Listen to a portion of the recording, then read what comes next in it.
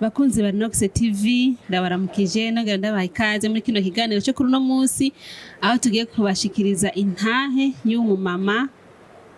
Intahe ivuga ku buzima bwiwe kandi murazi yuko intahe kenshi zirubaka imitima ya benshi.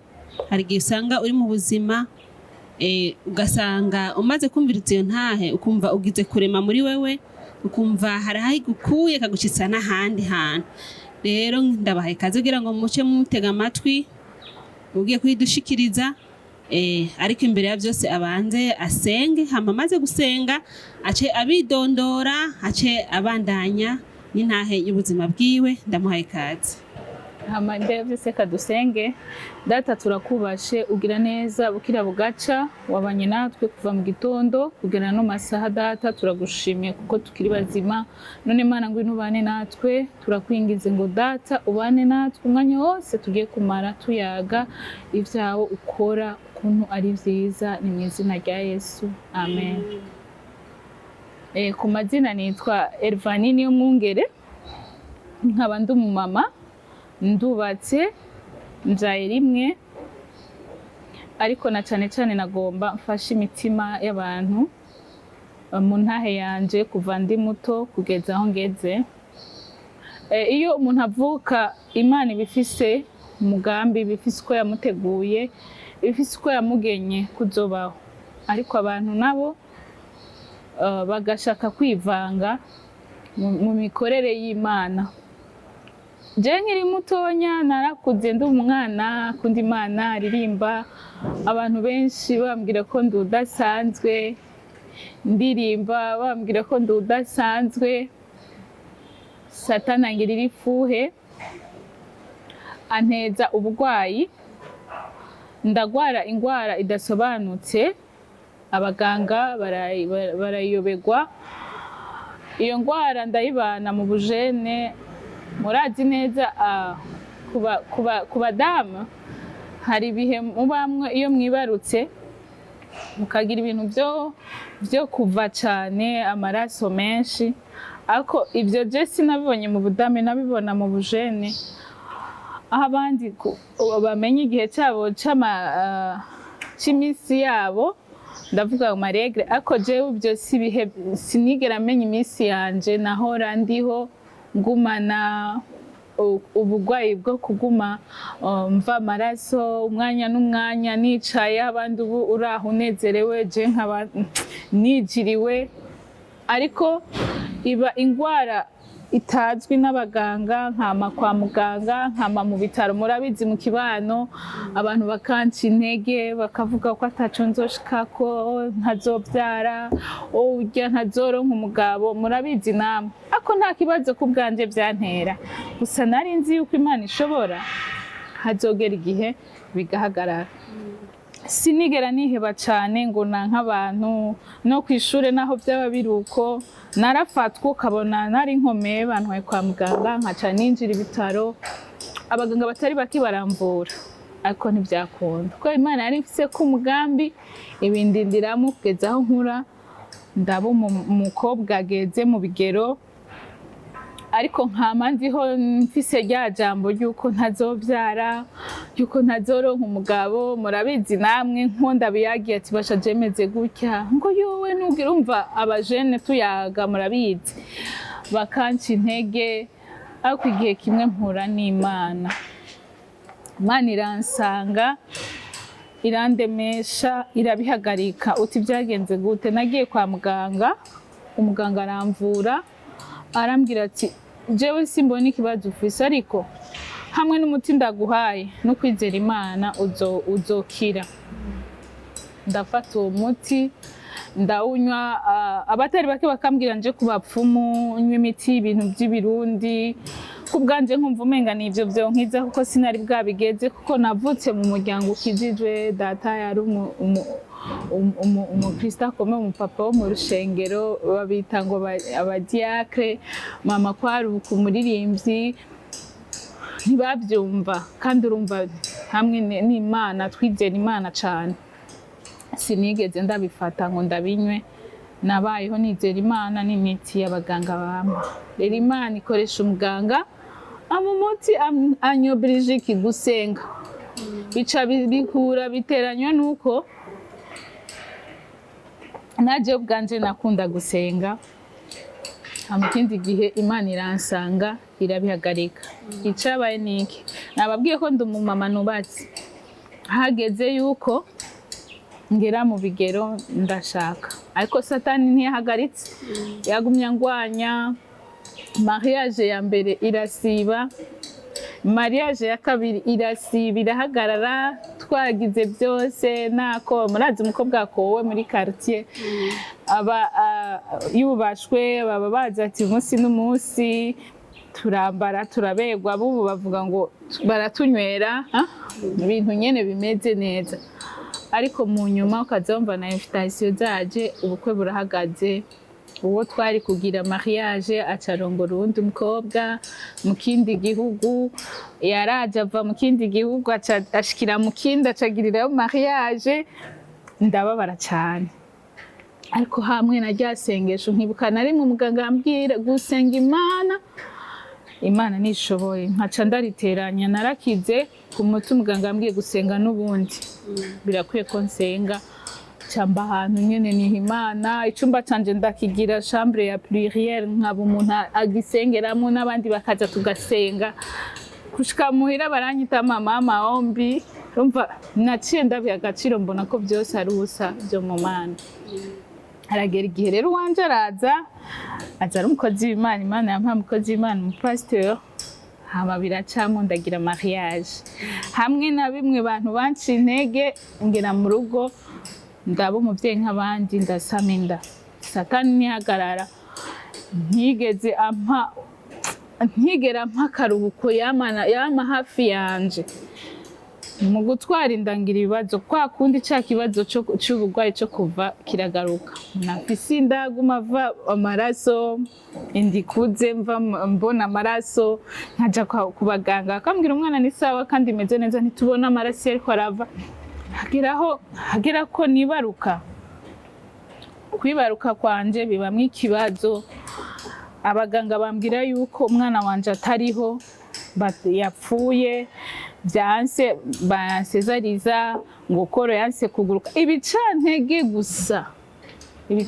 gusa kuko hariho nsubi inyuma mu ndirimbo naririmbye ngo humura ngo hari ibyo ubona usanga bikomeye ndasubira inyuma umuntu yazanye n'amatelefone aragahezagirwa ndayivuza numva birakwiye ko mpumura kumva ngo umwana ntakiriho kandi uzi kugira wibaruka imfura yawe wamuronse muri condition wavuzwe kutazobyara numva umenga naho yoba atariho numvise ko ari gitangaza Imana yanyetse ko bishoboka nzoronka umwana hama ndaja muri sale kugira ngo bansezarize nukuri nta byizigiro nari mfise byuko ndamubona akomeye aho kuko Imana yo yari ifise umugambi nanje yamumpaye umwana wanje akomeye umukozi w'Imana ari umutware wanje yaransengera avuga ati Imana nta kintu dushobora kuba twarayikore kugira ngo twime umunezero wacu icima umwana w'umukobwa akomeye yitwa Happiness bambyaye nukuri n'umunezero wanje umwana ndamuronka akomeye cyamvuga ngo Mana nuhabwa icubahiro rero bivuga ngo umuntu wese wowe uri mu kibazo birashoboka abaganga bakaba hari ibyo bavuze umuryango ukaba hari ico wavuze ariko ntucike intege dusubiye inyuma gato hariho bavuze ngo mariage ya mbere yarapfuye iya kabiri irapfa hama ugera gukora mariage ubwira gatatu ariko ntiwadusiguriye neza ingene vyagiye biragenda kugira ngo izo mariage zose zipfe Okay, sinzi ngene no bibabwira murabizi iyo umusore aje uramwakira kandi umaze kumwakira hari ibyo umuraba ko hari n'ibyo usaba Imana kuko burya ngo abagendana ngo abarongorwa na mpwemu yera nibo bana b'Imana mu gihe cyose uri mu kintu ntuze wiyatande gusa ko ico kintu ari ciza birashoboka ukaba ugendana n'umuntu afise amafaranga afise ubushobozi ashoboye ariko atari uwiwawe ibyo rero ntuzobimenya gutya n'amaso uzosenga rero mariage naziha agaciro kubera peut-être uburyo nkabona ati uyu ni wanje. Iyo dusenga rimwe na rimwe hari igihe usanga turibesha ugasaba ko dusaba nabi. Nabwiye Imana, Mana uzempa umugabo mwiza ari chic afise amafaranga. Nukuri sinzi yuko sinavuga ngo ni Imana yampaye utafise amafaranga, ariko Satani yaravyivanze. Ndaronka umuhungu kweri wo muri Canada afise amafaranga menshi, nako mu madolari ni bake uyu munsi. Bakobwa mu madolari arankwa. Hama mu gupfa rero byagenze gute? Kubera ko ritari, ndavuga ngo ntiryari isezerano, naricaye, murabizi umukobwa nyene yakowe mu kibano, baranyubaha urya hazogira mariage n'umuntu akomeye, murabibona, murabizi namwe ahantu hari umunezero w'ikintu nawe ubyiyumvamo ubibamwo, narabitambukira. Ariko kubera ritari isezerano, ndabivuge gutyo, urya muhungu yangize ko uburyarya, yankunda afise n'uwundi ambangikanije akunda w'umugenzi w'iwanje. Yemera akagukwa kandi atagukunda. Ego, kubera ko peut-être ngira ngo hari profit yarondera canke hari inyungu ziwe yarondera, ariko nanje kubera Imana imfise nayo mu nyungu zayo ifise ukuntu yabigenje. Nari mfise umugenzi wanje, niwe babaye inshuti, baba bagenzi, aramwiyegereza, aramunkura ko aragerageza gushiraho imbibe. Kuko bitari umugambi w'Imana, byarashobotse birakunda, bigenda gutyo. Hama hagera igihe ibintu byanje birahagarara, nza kubina bimenye nyuma, nari ngihindura. Ariko hamwe n'ibyo, nkiri ngaho kuri wewe uri kurayanyumviriza, uri umwigeme, ubugenzi bwanyu bw'abakobwa buze bugira aho bugarukira, uzomugira aho mugeze. Kandi nongera nihaniza n'abakobwa mufise ingeso yo guca inyuma abagenzi banyu mukabatwara abo Imana yabahuje, nta mugisha birimwo. Naho byagenze gutyo, sinashavuriye uwo yampevye, ariko urumva uwabigizemo uruhara ntegeza kumushavurira, kandi naramushavuriye n'ibyo, ariko kubera Imana iriho naramuhariye. Rero barakundana, baragendana, baragira mariage iraba. Harageze n'igihe aramutuma ko aramusangayo, nabonye baravyaye, mugana arabatanze kuvyara jewe.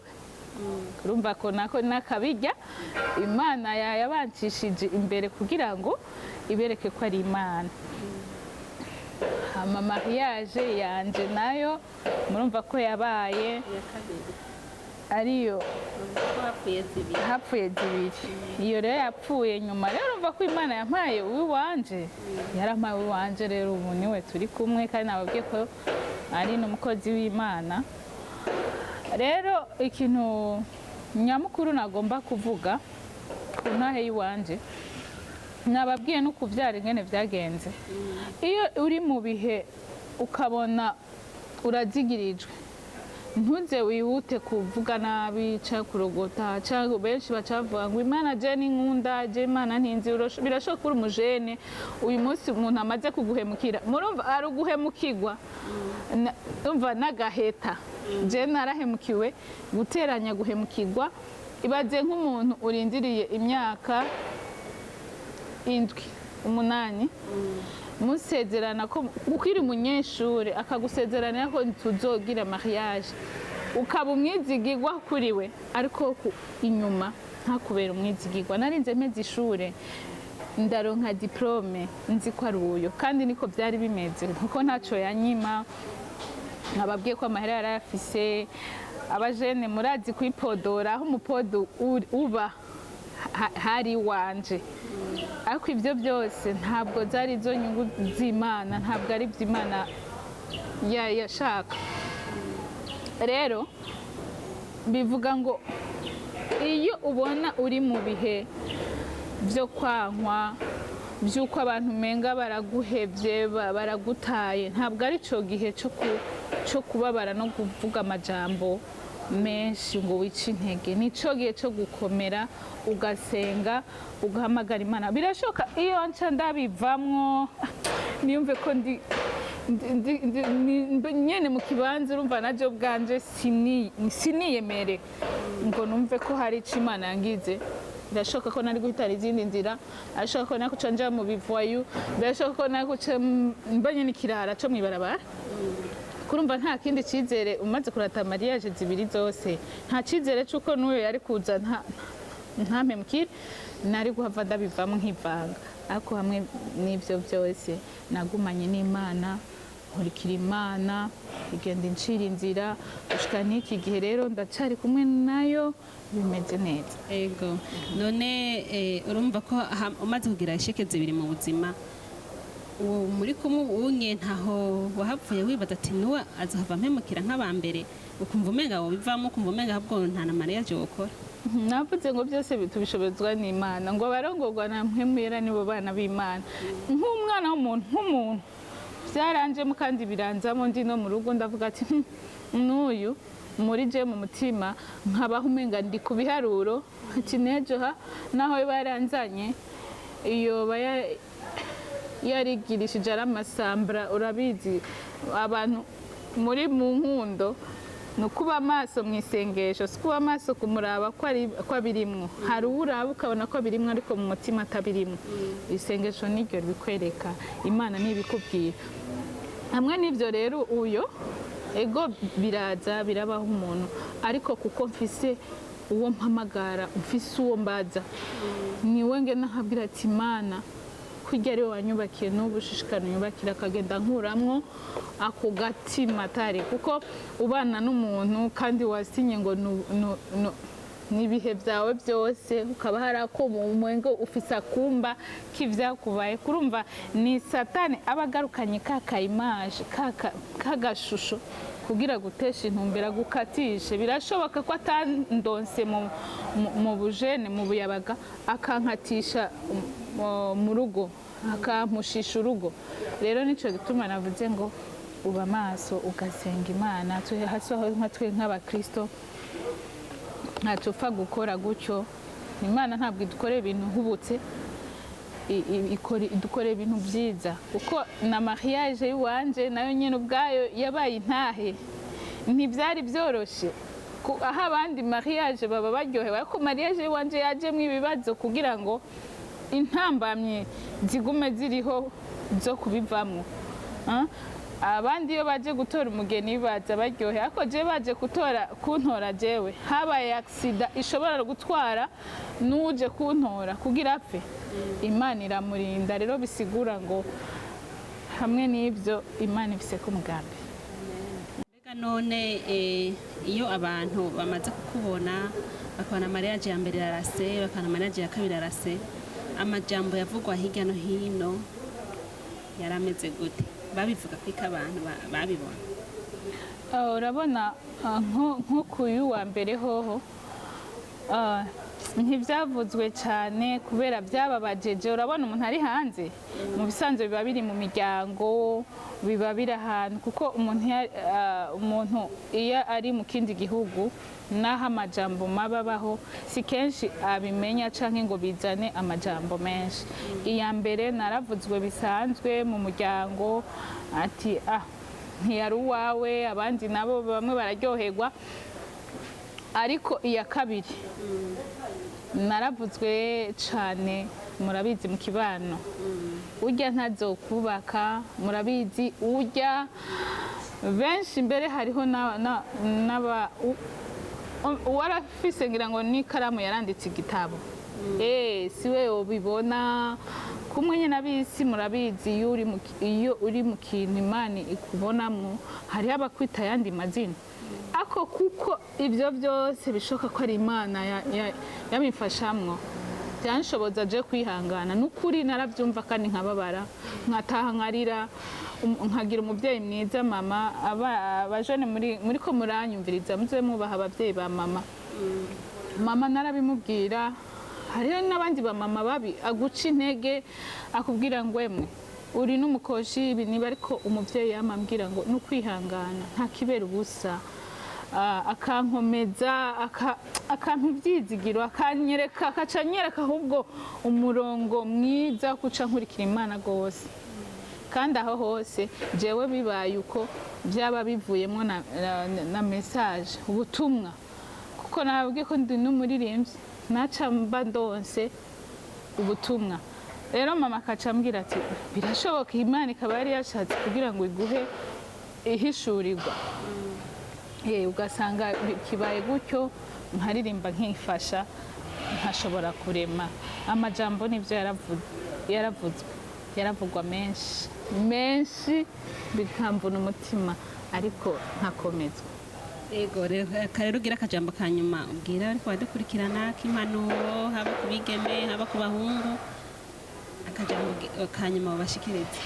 Akajambo kanyuma mu ruhara rw'abajene aho navuye, ibintu byose kubibamwo ni ukwitonda ni ugusenga. Nagomba ndabaha impanuro ivuga ngo mu bihe byose uriho uko si wowe wishizeho, iyo uhuye n'ikibazo egera Imana, reka guta wakuba, reka kuca uja mu bindi bintu ngo ni kubera iki kigenze gutya. Musore uri hano, reka guhemuka, uko uheza guhemuka uhemukiye Imana ikamugirira neza.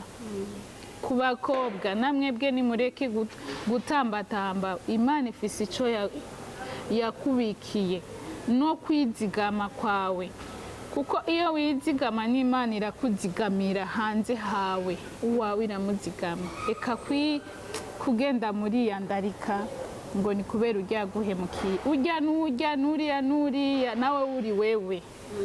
Rero ku bwanje mwe abajene muriko murankurikirana, iyo umuntu aguhevye ntabwo ari isi ivuyeho, ariko abakweretse uko ugomba kubaho. Nico mbona nshobora guhanura abajene.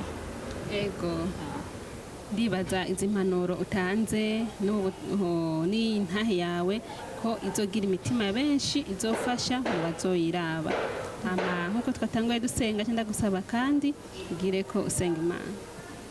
Data turagushimiye wagize neza, turagushimiye ko washoboje kuduhuza na bene data. Mwami Imana, ntabyo narinzi, ntabyo bari bazi, ariko wari umugambi wawe. Ndagushimiye Mwami ku bwa Inox TV. Mana bagirire neza, ndakwingize ngo Mana uyu mugambi, iyi mpano wabahaye yo kugeza ubutumwa kure, Mwami Imana uzobibakomerezemwo, uzubarinde Mwami Imana ama-accident ku bikoresho byabo, eka ndetse nabo nyine ubwabo uzubarinde Mwami Imana, ubahamagara meza kandi ushishikarize no guhamagarira benshi bafite icofasha imitima kugira ngo baze bagishikirize. Ni mu izina rya Yesu Kristo, amen.